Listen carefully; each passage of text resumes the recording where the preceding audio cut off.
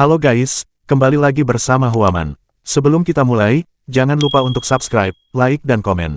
Adele sudah mencoba segalanya. Ia bahkan mencoba bicara baik-baik pada Ferdio, berharap ada sedikit akal sehat tersisa. Tapi harapan tinggal harapan. Ferdio hanya menatapnya dingin dan berkata, "Jadi kau pikir kita tak bisa menghentikan naga suci? Apa kau kira aku masih percaya padamu setelah semua yang kau lakukan?" Para apostel telos berputar di langit, sayap putih mereka seperti burung merpati dari lukisan-lukisan tua. Ferdio berkata lantang, "Hari ini dunia akan melihat mukjizat. Naga suci akan bangkit. Umat manusia akan bersujud kembali pada Dewa Telas." Adele tahu dia tak akan bisa mengubah pikiran mereka. Jadi dia memilih jalan lain. Dia tahu, untuk menghentikan naga suci, seseorang harus dikorbankan dalam formasi sihir kuno. Awalnya, Clarice yang ditunjuk. Tapi Adele tak bisa membiarkannya. Tak setelah semua ini, kalau ada yang harus dikorbankan, itu seharusnya dia sendiri. Masalahnya, tubuhnya dilindungi oleh semacam hukum suci, semacam perlindungan otomatis yang justru menyelamatkannya dan memutar balik waktu. Setiap kali dia mati, dunia kembali ke awal. Dia bangun lagi, selalu di koridor menuju lapangan latihan. Lagi, dan setiap kali dia mencoba sesuatu yang berbeda, hasilnya tetap sama. Ferdio tetap keras kepala, naga suci tetap bangkit. Suatu kali, saat semua perhatian tertuju pada Clarice, Adele diam-diam masuk ke gereja. Ia menempatkan dirinya di tengah formasi pengorbanan. Rasanya seperti tubuhnya diremuk perlahan dari dalam. Tapi dia tidak berhenti. Mungkin ini memang balasannya. Dia terus mengulang, berkali-kali, mati, hidup lagi, mencoba ulang. Dia tahu, tak selamanya dia bisa begini. Kekuatannya ada batasnya. Kali ini, dia sudah siap. Dia tahu harus kemana. Tak perlu bicara dengan Ferdio. Tak perlu diskusi panjang. Cukup jalan menuju gereja. Langkahnya pelan. Ada darah menetes dari jari yang terkepal erat.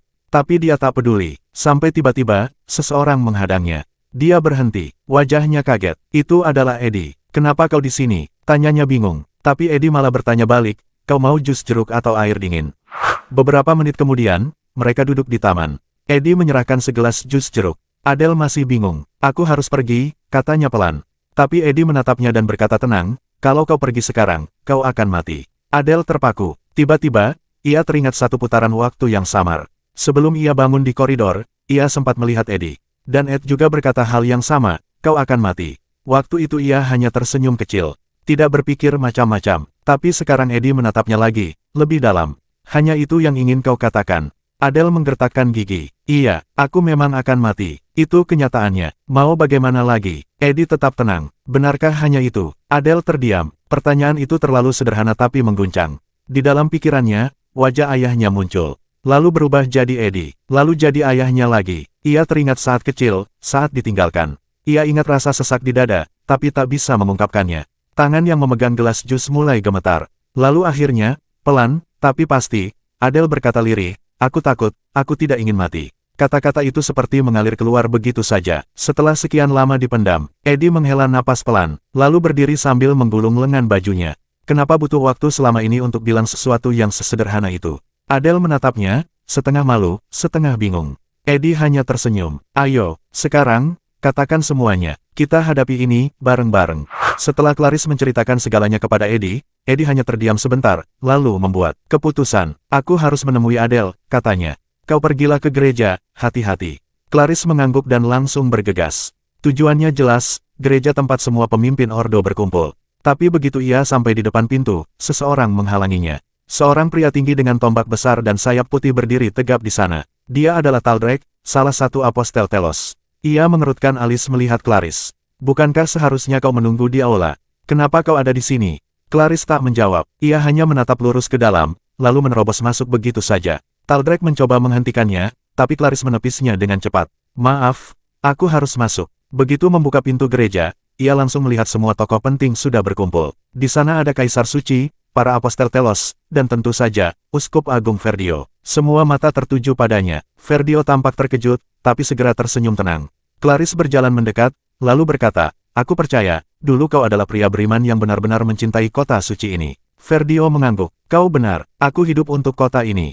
Wajahnya masih tersenyum lebar, tanpa rasa bersalah sedikit pun. Mata Clarice membelalak. Ia mulai mengerti maksud Ferdio, dia ingin membangkitkan naga suci hanya untuk menghancurkannya dan menunjukkan kehebatan Ordo. Clarice mencoba membujuknya. "Kau meremehkan naga suci. Bagaimana jika rencanamu gagal?" Tapi di tengah kalimatnya, dia tiba-tiba terdiam. Sebuah firasat buruk muncul di benaknya. Dia menatap Ferdio tajam. Jangan-jangan dari awal kau berniat menggunakan nyawaku sebagai jaminan. Ferdio tersenyum kecil, hanya sebagai cadangan, untuk berjaga-jaga jika semuanya tak berjalan lancar. Sementara itu, Eddie dan Adele sedang berlari bersama. Mereka menuju gereja, dengan napas terengah dan hati penuh beban. Adele telah menceritakan semuanya. Eddie mendengarkan dalam diam, lalu mengangguk. Jadi semua ini demi menyelamatkan reputasi Ordo. Adele mengangguk. Iya, keuangan Ordo sudah lama ambruk. Ferdio berpikir, kalau mereka bisa mengalahkan naga suci di depan publik, kepercayaan umat akan kembali. Dana akan mengalir, kekuasaan mereka akan tumbuh lagi. Dan Ferdio selalu seperti itu, lanjut Adele. Bahkan sejak jadi pendeta biasa, dia ingin Ordo mendominasi kota suci. Itu satu-satunya cara yang dia tahu untuk menunjukkan iman. Eddie bertanya, kau pernah mencoba membujuknya? Adele menunduk, aku sudah menyerah. Aku bahkan melarikan diri dari kota suci ini. Lagi pula aku rasa, siapapun yang mencoba membujuknya, dia tak akan dengarkan.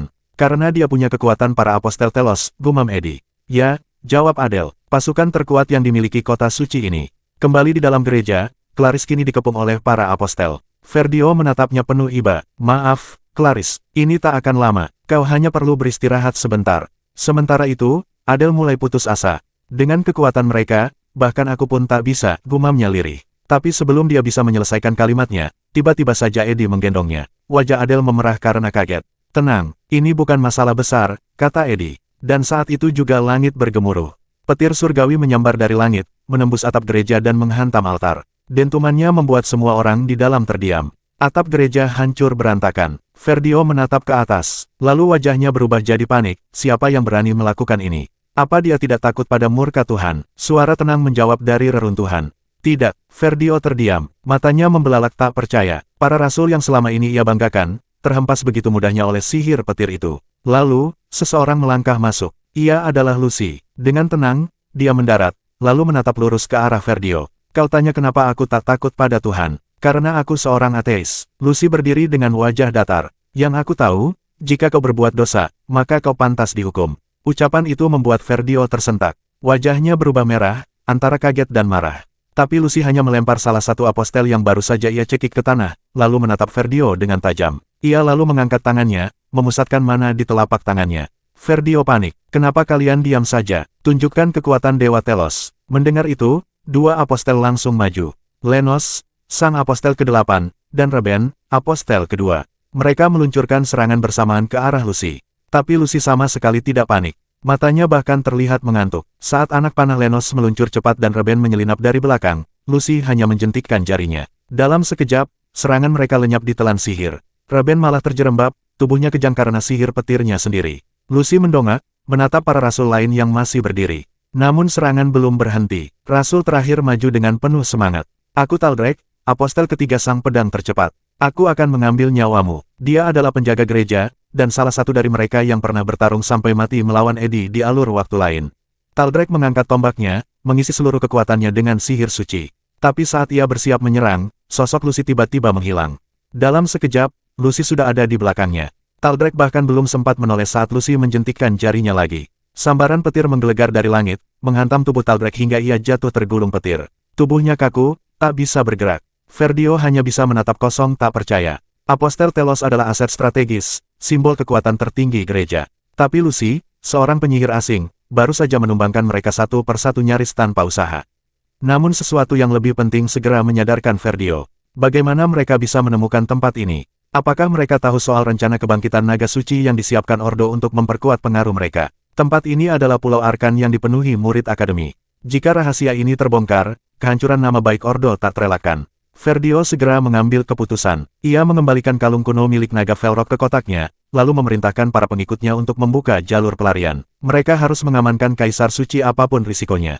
Namun tentu saja, Lucy tak akan membiarkan mereka kabur begitu saja. Ia merapalkan sihir dari domain waktu, sihir surgawi yang bisa menyegel pergerakan. Ferdio panik. Ia langsung memanggil Taldrek. Dan ketika waktu di dalam ruangan nyaris membeku, Taldrek melangkah maju, menembus aliran waktu sambil berteriak penuh keyakinan, semua ini demi Tuhan. Melihat keadaan yang makin kacau, Ferdio memanggil Clive, salah satu apostel, dan menyuruhnya membawa orang-orang mereka keluar dengan selamat. Clive menggendong Clarice di pundaknya dan berkata pelan, maafkan aku. Clarice yang terkejut segera memintanya berhenti, tapi semuanya sudah terlambat. Mereka mulai kabur. Lucy mengangkat tangannya. Kali ini ia meluncurkan sihir petir tingkat tinggi. Petir itu mengejar mereka dari belakang, menggelegar di langit seperti suara murka para dewa. Salah satu apostel berhenti, menancapkan perisainya ke tanah, menahan sambaran petir sambil berteriak kesakitan. Lari, jangan sia-siakan pengorbanan kami. Apostel yang membawa Clarice dan yang melindungi Kaisar segera melompat keluar jendela. Yang lain menyusul. Mereka berteriak bahwa perintah akan tetap menang, sambil terus berlari dari penyihir yang membawa kehancuran. Lucy terkekeh. Mereka berhasil lolos dari genggamannya dan itu membuatnya kesal. Di pintu masuk, salah satu apostel berkata pada Verdio, apa yang kita lakukan? Jika Akademi membongkar semua ini ke publik, Ordo bisa hancur. Namun sebelum ia selesai berbicara, suara pelan terdengar, ignition. Dalam sekejap, halaman di depan mereka terbakar. Lautan api muncul entah dari mana. Apostel yang melindungi Verdio maju, mencoba memadamkannya, tapi sihir itu terlalu kuat. Lalu tiba-tiba, sebuah belati terbang ke arahnya. Ia sempat menangkisnya, tapi belati itu meledak. Itu bukan belati biasa, tapi senjata yang ditanam dengan teknik roh. Dari balik asap, sang apostel jatuh tak sadarkan diri. Verdio tidak menyia-nyiakan kesempatan. Ia kabur. Eddie dalang di balik semua ini langsung memberi perintah, Mook, kejar dia. Mook langsung terbang mengejar Verdio yang panik saat menyadari mereka tahu rute pelariannya. Apakah dia sekutu penyihir wanita itu? Pikirnya, Verdio segera menyerang balik dengan sihir surgawi. Serangannya begitu cepat hingga Mook tak sempat menghindar. Tubuhnya memudar, kembali ke alam roh. Verdio tidak berhenti. Sama sekali, ia terus berlari seperti dikejar maut, karena ya, memang begitu kenyataannya. Nafasnya sudah ngos-ngosan, tapi ia tetap melaju sampai akhirnya masuk ke hutan lebat di pulau itu. Ia tak tahu sudah berapa lama berlari, tapi satu hal yang pasti, kalau ia bisa menyembunyikan kalung ini di sini, semuanya bakal selesai. Tidak ada yang akan menemukannya di hutan begini. Pikiran itu membuatnya tersenyum, senyum licik penuh kemenangan. Sayangnya, kebahagiaannya hanya bertahan sebentar. Karena dari balik pepohonan, seseorang muncul dengan aura dingin yang bikin bulu kuduk berdiri. Tatapannya tajam dan jelas-jelas tidak datang untuk ngobrol santai. Serahkan kalungnya, kata Eddie, suaranya tenang tapi menekan. Verdio mundur mencoba kabur, tapi Eddie sudah terlalu dekat. Dalam satu gerakan cepat, Eddie menjambak rambutnya dan BRUK. Mereka berdua terjatuh dari tebing. Sambil jatuh, keduanya saling berebut kotak berisi kalung. Begitu mereka mendarat, Verdio berada di atas Eddie. Ia langsung mengangkat tongkatnya dan menyiapkan sihir. Tongkatnya hampir menyentuh wajah Eddie, tapi Eddie tetap tenang. Ia menyikut kaki Verdio, cukup untuk membuatnya goyah sehingga sihirnya meleset. Eddie langsung balas. Ia menikam dada Verdio dengan belati. Verdio menjerit, darah mengalir. Tapi anehnya, meskipun sudah terluka parah, Verdio masih menggenggam kotak itu sekuat tenaga. Lepaskan, Eddie membentak. Saat itu, pikiran Eddie melayang ke momen sebelumnya. Saat ia menggendong Adele di punggungnya, Adele berkata, Uskup Agung Verdio itu kuat. Bahkan tanpa bantuan para apostel, dia tetap sulit dikalahkan. Yang jadi masalah sekarang adalah waktu mereka sangat terbatas. 1 detik terlambat dan naga suci itu akan bangkit. Eddie menggertakkan giginya. Kalau saja aku bisa memutar waktu. Tapi ia tak sempat larut dalam penyesalan.